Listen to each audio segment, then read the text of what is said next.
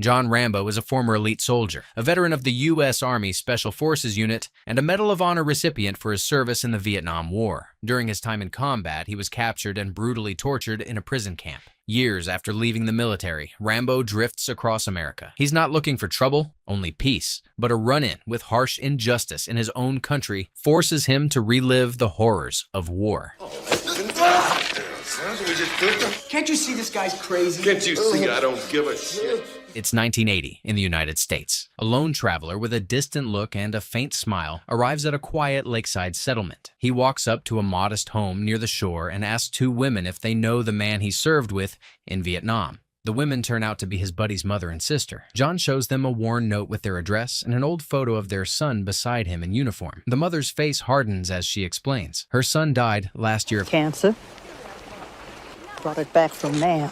She believes Agent Orange, the defoliant used during the war, was to blame. The toxic chemical destroyed jungles and ruined lives. Stunned and speechless, John gently hands her the photo and walks away, the grief quietly crashing down on him. He follows the open highway. By nightfall, he reaches a small town in Washington state called Hope. Local Sheriff Will Teasle, a man who knows every face in town, notices the stranger right away and takes an instant dislike to him. Rambo's long hair and the American flag on his coat rub Will the wrong way. He assumes trouble before a word is even spoken. John says nothing, just keeps walking, offering no charm or explanation. Will offers him a ride, and after a moment's pause, John gets in. He tells the sheriff he's headed to Portland, but Teasle doesn't buy it. Portland's in the opposite direction. When John says he just wants something to eat, Will tells him the nearest diner is 50 kilometers out of town. The message is clear. He wants him gone. Will takes pride in keeping Hope clean and quiet. A drifter like John, silent, intense, unfamiliar,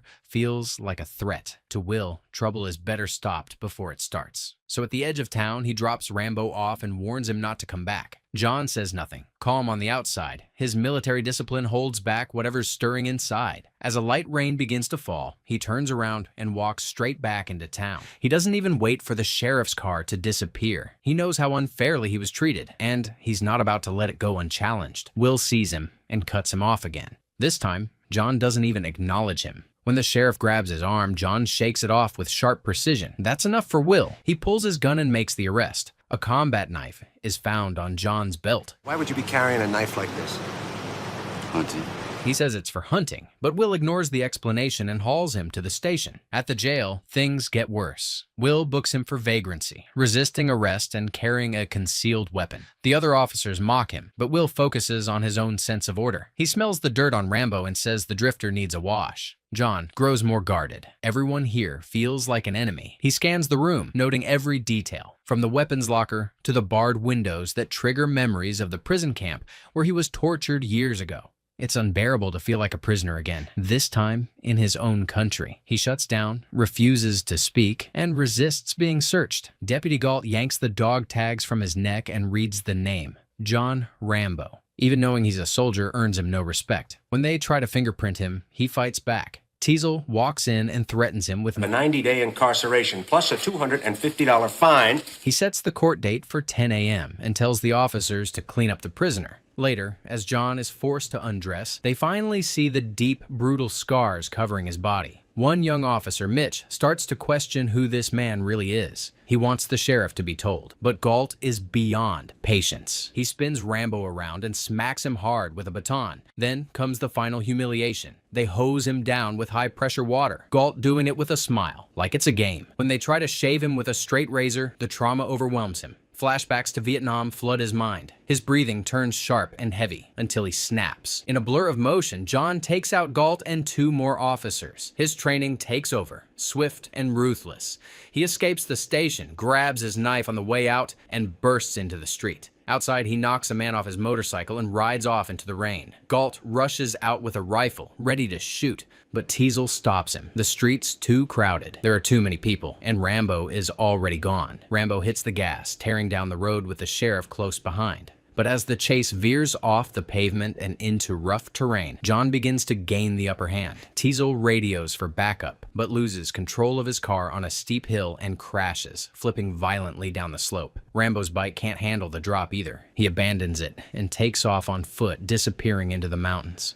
You're finished! You've gone as far as you're gonna go! Cold and drenched by the rain, he stumbles across an abandoned construction camp deep in the woods. There, he scavenges rope and heavy fabric, crafting a makeshift cloak to shield himself from the elements. Back in town, Teasle escalates the manhunt. He brings in K9 units and a helicopter, determined to flush Rambo out. The dogs pick up his scent. John keeps moving north, guided by the compass hidden in the handle of his knife. But the sound of the search party grows louder behind him. He climbs higher, finally reaching the top of a mountain where there's nowhere left to run.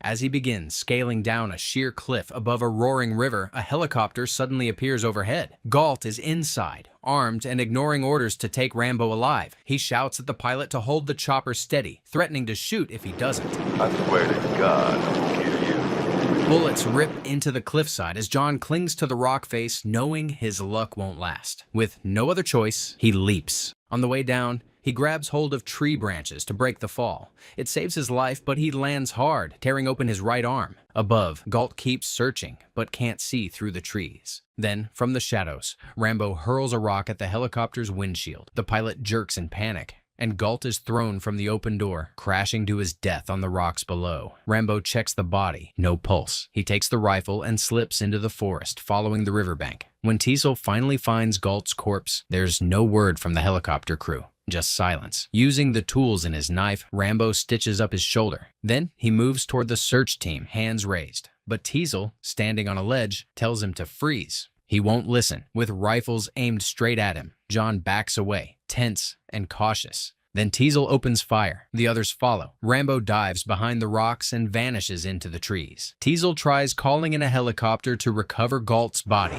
Galt's dead, all right. Where the hell is that goddamn chopper? But the worsening storm grounds all aircraft. Over the radio, the truth finally surfaces. John Rambo is a decorated Vietnam veteran. Tensions rise. The deputies start pointing fingers, blaming the sheriff for pushing too hard. Teasle grabs Mitch and forces him to look at Galt's body, swearing that he'll get justice for his fallen friend. The dogs press on through the rain, but the conditions grow harsher, and so does the mood among the men. Meanwhile, Rambo, armed now and fully in survival mode, sets traps throughout the forest. He shoots one of the handlers in the leg, then uses a decoy to lure the dogs in and kills them. Teasle won't quit. He urges his team forward, but the forest belongs to Rambo. This is his world. With his knife, he slices through the underbrush and the men chasing him. One by one, he disables them. Quietly, efficiently, the forest becomes a war zone. Chaos takes over. In the confusion, some officers accidentally shoot at each other. Soon, only Teasle is left unscathed. Rambo corners him, striking fast. Before the sheriff can react, there's a knife at his throat. John could have killed every last one of them, but he didn't. He just wants to be left alone. After making that clear, he spares Teasle and vanishes into the woods, taking a police radio with him. As the wounded are pulled from the forest, reporters swarm the area and state police begin arriving. But Teasle refuses to step aside. This is still his operation. Now, backed by reinforcements, he plans to finish what he started. Then, Colonel Sam Troutman arrives. I trained him. I commanded him in Vietnam for 3 years. He tells the officers that John was the best soldier he ever had, able to survive without food, water, or support, even under the worst conditions. Troutman is stunned anyone's still alive. He warns Teasle to let go of his pride and call off the hunt. Give Rambo space. Let the military bring him in when he's cooled off. But Teasle refuses to back down. He won't be made to look weak. Now, he has 200 trained officers at his disposal, and he's confident they'll box Rambo in. As Troutman walks away, he leaves a grim warning. Start preparing coffins. Teasle catches up and tells the colonel to come with him. While the town braces for chaos, Rambo survives quietly in the wilderness. He hunts a wild boar for food and sets up camp in an abandoned cabin deep in the woods. Using the stolen police radio, he listens in as officers try to make contact, urging him to surrender. But Rambo says nothing. Hoping to calm the situation, Teasle asks Colonel Troutman to reach out. They also plan to trace the radio signal. When Troutman uses military call signs, Copy leader, to identify Baker T. Rambo. Raven, and Vulture, it catches Rambo off guard. The colonel starts naming members of their old unit one by one. John finally responds, reporting that he's the only one left alive. Troutman offers his condolences and pleads with him to surrender, but Rambo says it's too late. It all began when the sheriff drew first blood. Then the line goes silent. It's enough, though. The trace reveals his location. At dawn, officers move into the mountains, but once again, Rambo slips past them. He nearly kills a young hunter before realizing the kid poses no threat and lets him go. But the other hunters aren't so lucky. They spot Rambo and fire warning shots to alert police. John finds an abandoned mine and rushes inside. The officers surround the entrance and open fire, not expecting him to return fire with an automatic rifle. A lieutenant gives him 3 seconds to surrender. When there's no answer, they fire a rocket into the mine. The blast triggers a cave-in, sealing the entrance. But Rambo escapes deeper into the tunnels just in time. Outside, the officers celebrate, snapping pictures and declaring victory. When Teasle arrives and sees what's happened, he's furious. His orders not to fire were ignored again. Now they'll need a body to end this cleanly. Trotman arrives and once again challenges the sheriff's ego. But Teasle, worn thin and still chasing control, storms off. With the bulldozer still hours away, he heads back to the station, exhausted. Meanwhile, in the pitch-black mine, Rambo discovers old barrels of fuel. He lights a torch and pushes forward, only to slip waist-deep into cold water. Hoping the underground stream leads somewhere, he follows it, until a swarm of rats attacks. Fighting them off, he notices the torch smoke rising and follows the airflow. It leads him back to the surface. At the same time, Teasle finds Trotman in a local bar. Calmer now, the sheriff apologizes. Look, if I was out of line before, I just want to apologize. He asks what Trotman would have done in his place. He admits he nearly killed Rambo himself, but something made him hold back. Trotman doesn't have an answer. It's been too long since he saw the man John became. They assume he didn't survive the cave-in, but neither is entirely sure. Rambo is very much alive. He spots a convoy on the highway and jumps onto a military truck. Climbing into the cab, he holds the driver at knife point and learns the vehicle is carrying M60 machine guns and ammunition. He throws the man out. The hijacking is quickly reported to police. Teasle gets the call. Rambo's back, alive and armed. As John drives, a patrol car opens fire, shattering the truck's side window. He forces it off the road, crashing it into a parked vehicle, then smashes through a roadblock and charges into the heart of Hope. At a gas station, he crashes the truck. Fuel bursts from the pumps and he lights the trail, triggering a massive explosion that cuts off pursuit and plunges the town into chaos. Now carrying the M60, Rambo walks into Hope, ready for war. Teasle declares a state of emergency and orders everyone to shelter in place. Safety, please evacuate the streets immediately. Inside the station, Trotman tries once more to talk sense into the sheriff. But Teasle lashes out, accusing the colonel of siding with Rambo all along. He grabs a weapon and orders Trotman to leave. The colonel doesn't argue. He warns Teasle again. This won't end well. He offers to speak to John himself, the only man who might still reach him. But Teasle refuses to give up his town. As emergency crews battle fires, Rambo stays hidden in the shadows. Teasle climbs to the station's attic, suspecting John is coming for him personally. He checks the roof while gunshots echo through the streets. Rambo shooting out transformers and blacking out entire blocks. He fires into storefronts to scatter the police, then sneaks into a gun shop and sets off a chain reaction by igniting the powder and ammo. The explosion rocks the street. Teasle scrambles, unsure where the next shot will come from. Then Rambo opens fire on the police station itself, tearing through the structure. He enters the building, knowing Teasle is above him. The sheriff fires first, but John blasts upward, sending him crashing through the skylight. Teasle hits the floor, wounded. Rambo stands over him, ready to finish it. But before he can pull the trigger, Trotman's voice cuts through the smoke. The colonel tells him to stop. Teasle groans from the floor, still throwing insults, calling John insane. But Trotman doesn't flinch. He speaks with calm authority, warning that if Rambo keeps going, the full weight of the U.S. Army will descend on him, and no one will walk out alive. Finally, Rambo speaks. He breaks, unleashing everything he's held in. He didn't ask for this. He served his country. He fought its war, but when he came home, he was tossed aside. In Vietnam, he handled millions in military tech. Now he can't even hold down a job. No one respects him. Everyone calls him a drifter. He gave everything and got nothing back. Tears mix with anger.